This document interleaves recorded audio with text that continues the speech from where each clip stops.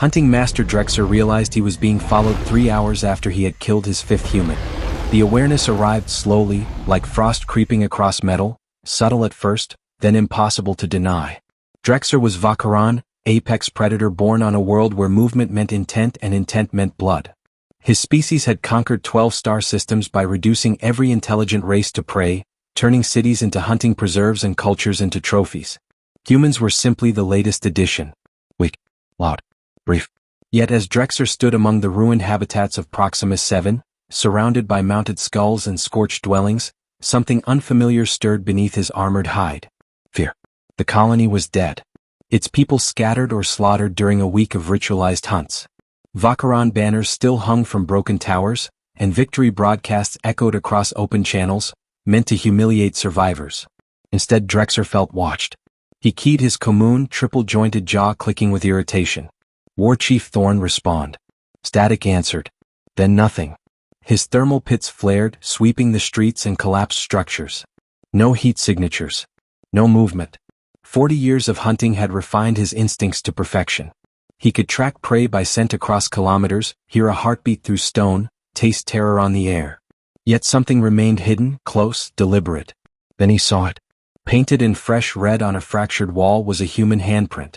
Beneath it, a single word written flawlessly in Vakaryn's script. Found. Cold flooded his veins. The paint was recent. Someone had approached, lingered, and marked territory while he hunted nearby. Humans did not mark territory. Humans were prey. Prey did not stalk. The logic shattered.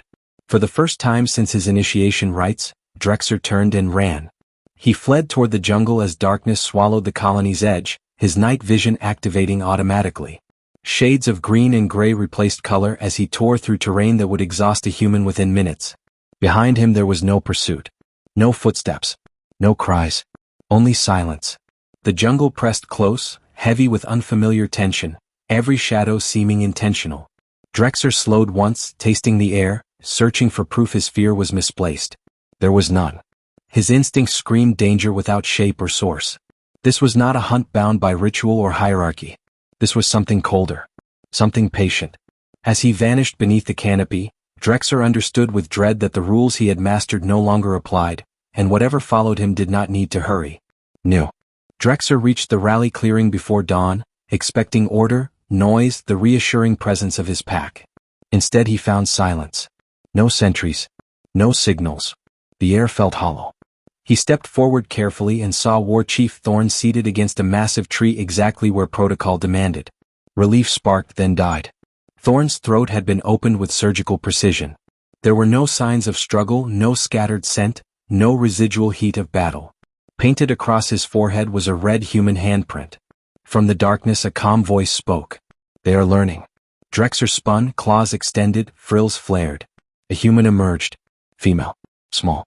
Wearing the torn remnants of a colonial defense uniform. Mud and dried blood streaked her face. Her eyes were steady, empty of fear. You killed my daughter 3 days ago, she said conversationally. She was 7. You mounted her head outside the governor's office. The translator rendered every word with merciless clarity. Drexer snarled, declaring her alone, surrounded. She smiled.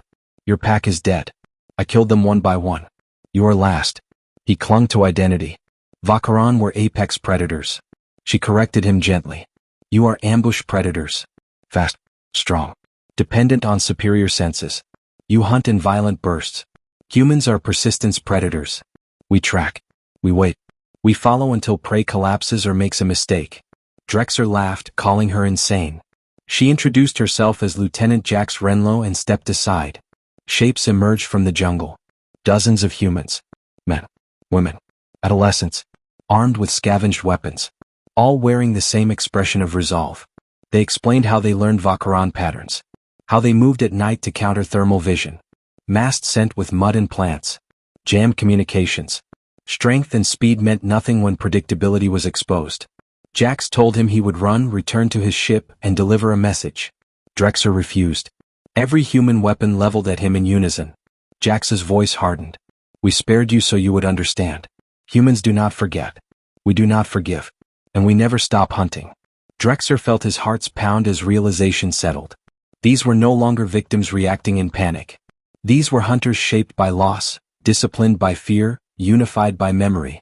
The jungle belonged to them now. Survival was no longer guaranteed by dominance alone. Mercy, when offered by humans, was not weakness. It was intent. The lesson would follow him forever. Without escape. Anywhere. Drexer ran. He fled through the jungle with every ounce of Vakaryn's strength, tearing through undergrowth, leaping ravines, lungs burning as dawn crept across the sky. Behind him there was no pursuit. No gunfire. No shouted commands. The humans simply watched him go.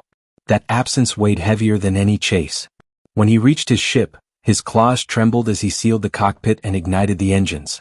As the vessel lifted, he looked down upon the clearing. Hundreds of humans stood below, silent. Not cheering. Not celebrating. Watching until he was gone. One figure stood apart. Lieutenant Jax Renlow raised her hand. It was not a wave. It was a promise. Drexer felt it settle deep within him. He transmitted an emergency recall across Vakaryn's space, shattering protocol without hesitation. Abandon all human worlds immediately. They are not prey. Confusion answered from command channels.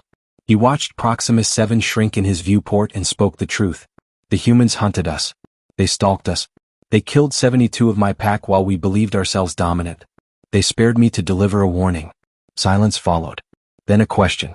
Should we fear humans? Drexer thought of methodical deaths without spectacle. Of patience weaponized. Of mercy used as strategy. We should never hunt them again.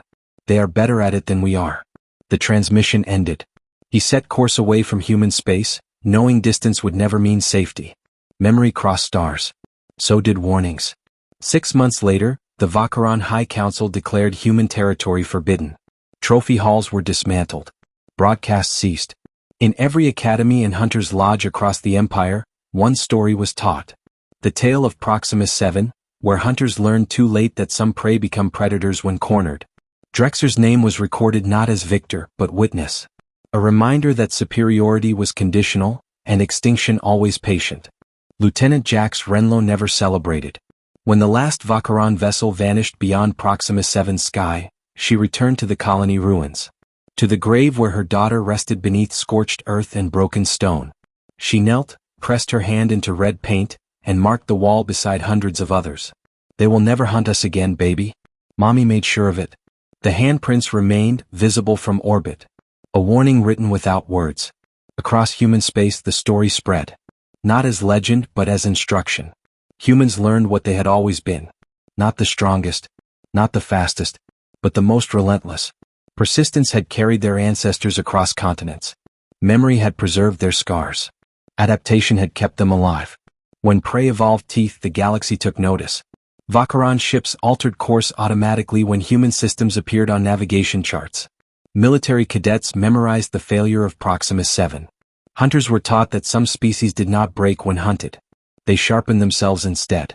Drexer's testimony was replayed in cold halls, his voice stripped of pride, heavy with certainty. Humans do not stop. They remember. They follow. On Proximus 7, life slowly returned. Structures rebuilt. Graves tended. Children grew beneath skies once filled with fear.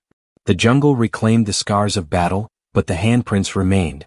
Symbols of loss, resolve, and warning. No banners. No trophies. Just memory. The galaxy adjusted. New treaties formed. Old assumptions died. The idea of prey changed forever. Somewhere beyond the stars, Vakaryn hunters dreamed of silence and red markings they could never outrun. Somewhere on Proximus 7, humans watched the sky, not in fear but readiness. They had learned. They would never forget.